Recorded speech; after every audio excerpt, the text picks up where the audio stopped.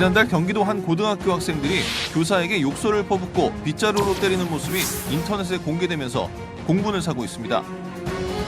이 사건을 계기로 지난달 국회에서는 교원의 지위 향상 및 교육활동 보호를 위한 특별법이 본회의를 통과했는데요. 현재 경찰은 학생들을 불구속 입건했지만 피해 교사는 학생들의 처벌을 원치 않고 있습니다.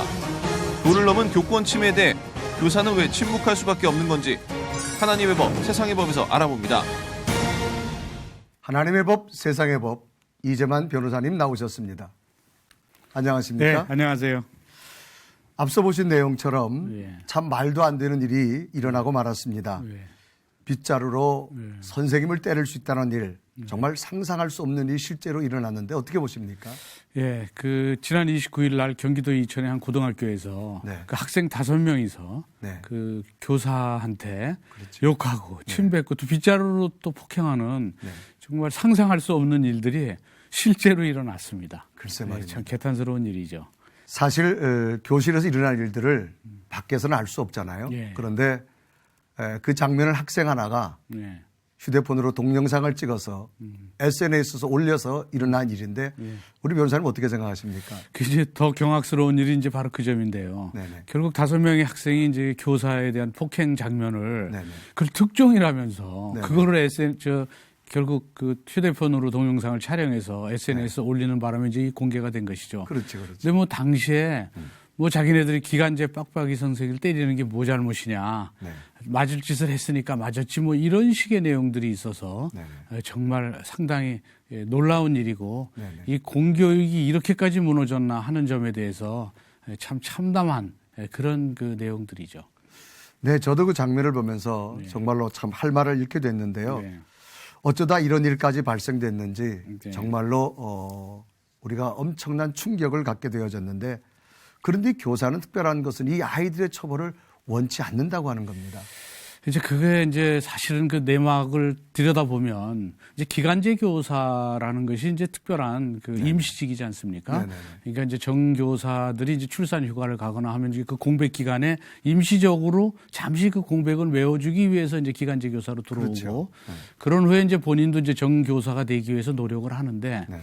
이 기간제 교사 시절에 본인이 이제 학생들하고 이런 문제가 있었다는 것이 이제 기록에 남으면 네네. 정교사로 채용되는데 어떤 불이익을 당하지 않을까. 네. 그래서 실제적으로 이 사건이 벌어졌는데도 이 교사는 신고조차 하지 않았어요. 네. 그리고 그 당시에도 너희들 그렇게 하지 말아라 하고 그런 얘기만 했을 뿐이고 네. 학생들을 훈육할 생각을 해야 되는데 훈육을 제대로 하지 못하고 네. 또 학교에다도 보고하지도 못했던 것은 기간제 교사의 입장에서 본인한테도 어떤 불이익이 돌아오지 않을까 하는 그런 생각 때문에 이제 이렇게 된 것이죠. 그래서 그런 점이 더 안타까운 것이죠. 네, 그런데 변호사님 이 기간제 교사 처우 문제가 예. 이번만이 아니라 심심찮게 많이 등장하게 되어진 일들을 많이 보지 않습니까? 예, 이제 지난 5년 동안에 이제 뭐 몇만 건의 학교의 교권 침해에 대한 신고가 있었어요. 네네. 그런데 그 많은 교권 침해 신고 중에서 기간제 교사가 교권이 침해됐다고 신고한 건수는 단 한 건도 없었습니다. 네. 그렇게 된다면 기간제 교사는 아마 정교사보다 더 많은 교권의 침해가 있는데도 신고를 안 한 것이 아닌가 이런 생각도 할 수 있어요. 네, 그렇겠습니다. 그렇다면 왜 이렇게 처우가 문제가 되느냐 하면은 이 사학재단에서도 기간제 교사에 대한 처우에 그렇게 신경을 안 쓰고 또 기간제 교사가 이렇게 교권 침해가 되는 게 아닌가 하고 들여다보지 않기 때문에 네네. 재단에서도 별로 들여다보지 않고 네. 기간제 교사 스스로도 네. 불이익을 받을까 봐 기록에 남지 않기 위해서 신고를 안 하니까 네. 학생들도 은연중에 그런 걸 알아가지고 네네. 기간제 교사도 이 정규직 교사하고 동등한 교사로서 학생들을 가르칠 수 있는 네. 그래서 선생님인데 네네. 이 학교를 기간제 교사를 학생들도 은연중에 네네. 이렇게 무시한 게 아닌가. 그 정도가 심해져 갖고 교실에서 교육 현장에서 학생들이 이런 그 정말 있어서는 안 될 상상도 할 수 없는 이런 폭행이 있었다는 것은 네네. 정말 앞으로 두고두고 이 나라의 미래를 위해서도 반드시 짚고 넘어가야 될 그런 상황이라고 봅니다. 네, 참으로 좀 안타까운 현실입니다. 우리가 이런 모습을 보면서 예. 공교육이 무너졌다. 참 이런 이야기를 많이 하는데요. 예. 그래서 지난달 국회에서 이와 관련된 법이 제정되지 않았습니까? 예, 예. 그 교내 지위 향상 및 교육 활동 보호에 관한 특별법이 이제 네네. 국회에서 이제 통과가 됐는데요. 네. 이 교원 지위 향상에 관한 이 법이라는 것은 결국 이제 교원이 이런 교권 침해로 인해서 이 충격을 받으면 네. 그 이번에도 그 학생들한테 그 가령 빗자루로 이렇게 네네네. 폭행당한 교사, 기간제 교사가 정신적으로 얼마나 충격을 받았겠어요. 네. 그리고 사실은 그 교단에 다시 쓰는 것도 상당히 힘들어할 테고. 네, 그럴 그래서 겁니다. 그런 분들에 대한 어떤 치료를 받을 수 있도록 네네. 이런 그 지원을 이 법에서는 지원책을 마련하고 있고요. 네네. 그리고 또 이런 교원 침해에 대해서 교권 침해 신고를 하면 네. 기간제 교사라고 하더라도 네네. 이 부정적인 자료 또 부정적인 평가가 될 수 있도록 그런 자료를 전혀 쓰지 못하도록 그래서 교권을 확립하기 위해서 네네. 그래서 그런 부분들이 이제 이번에 그리고 또 이제 교권을 침해하는 네. 학생들에 대해서는 그 상당한 뭐 처벌을 할 수도 있고 또 뭐 교육을 할 수도 있겠지만 그들을 잘 교육시킬 수 있는 그런 내용들이 이제 포함된 네네. 교원의 지휘 활동을 위한 그 특별 보호법이 이번에 통과가 됐습니다. 아, 네, 그렇게 됐군요. 네. 근데 사실 이번 사건을 보면서요, 교권 보호법이 없어서 일어났다고 판단하는 사람들이 얼마나 많이 있겠습니까? 네. 문제 원인은 훨씬 더 깊은 곳에 있겠죠. 근데 개인적인 책임으로 돌린다라는 것이 굉장히 좀 답답하지 않을까 그런 생각을 해봅니다. 결국은 이제 공교육의 정상화 문제. 네. 결국 공교육을 정상화하지 않으면 기본적으로 이 문제 해결은 어렵다고 보는 것이죠. 네네. 결국 이제 그 교육의 정상화라는 것은 네. 교육 현장이 정상화돼서 네. 학생들은 선생님을 따르고 네네. 선생님은 교권이 확보된 상태에서 네. 학생들을 가르치는 이런 정상적인 교육 그 현장 이것이 이제 정상화돼야 되죠. 그렇겠죠. 그런데 이게 정상화되지 않는 이유는 네. 이 사립학교 재단들의 경우에 기간제 교사라는 게 사실 네. 임시적인 공백을 메우기 위한 그런 교사죠. 그렇죠. 가장 이제 많은 게 이제 출산휴가예요. 네. 출산휴가를 가면 그 기간의 공백을 기간제 교사가 메꾸는. 네. 그리고 모든 교육은 이제 정식 교사들이 이제 실제적으로 교육을 하게 돼 있는데 네. 그런데 사학재단에서는 결혼이 있거나 교사가 정년 퇴임을 하거나 하면 그것은 정교사로 충원을 해야 되죠. 그렇죠. 근데 정교사로 충원하면 이제 급여라든지 이런 부분이 이제 그 재단에 상당히 부담이 된다고 생각해서 그런지 예산상의 문제도 그렇겠죠. 그렇죠. 네. 그러니까 이걸 기간제 교사로 충당을 하는 거예요. 그러니까 정교사가 해야 될 일을 기간제 교사를 시켜버리니까 네네. 그 상당한 그 인원수가 기간제 교사로 충원이 돼 있어요. 정교사가 할 부분이. 그래서 원래 기간제 교사의 의미가 퇴색되고 네네. 정교사가 해야 될 거를 기간제 교사가 하다 보니까 공교육이 정상화가 또 안 되고 기간제 교사는 기본적으로 이 처우가 좀 대우가 좀 약하고 또 하나는 불리한 그 어떤 그 기록이 남을까봐 정교사로 채용될 때 불리한 자료가 있으면 안 되니까 아이들에 대해서 강하게 교육하는데도 좀 어떤 약하겠죠, 약점도 아무래도. 있고 네. 그 공교육 정사가 전반적으로 무너지고 있는 겁니다.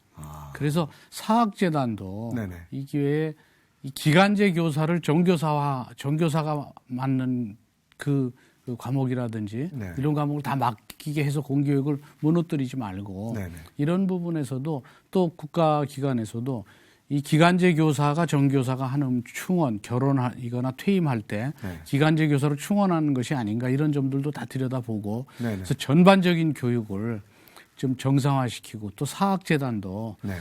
이렇게 기간제 교사의 처우가 제대로 되지 않으니까 네. 결국 사학재단에서 기간제 교사의 처우를 제대로 대우해 주지 않으면 결국 학생들도 그걸 은연중에 알고 이런 기막힌 상황까지 오게 된 겁니다.